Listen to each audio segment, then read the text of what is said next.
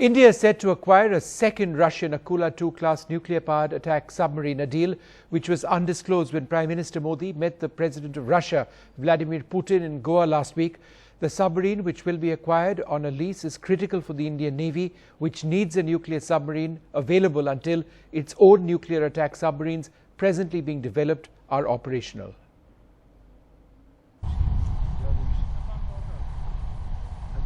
The INS Chakra, India's first Akula-2 class nuclear-powered attack submarine. Now the Navy will be leasing a second Russian Akula-2 identical to this one.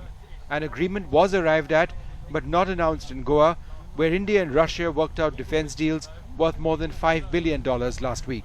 According to Alexei Nikolsky, a columnist with the reputed Russian daily Vedomosti, according to a source in the Russian defense industry, the long-discussed lease to transfer a multi-purpose Project 971 nuclear submarine to India from the Russian Navy was signed in Goa. India commissioned the INS Chakra in 2012, a 10-year lease with Russia. With that lease expiring in a few years, the Indian Navy was keen to acquire a second submarine to look identical to this.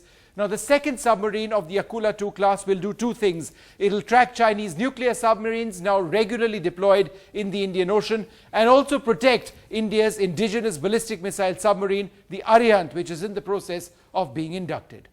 In a statement to NDTV, the Defence Ministry said, "The subject does not come within our domain, therefore we have no comments."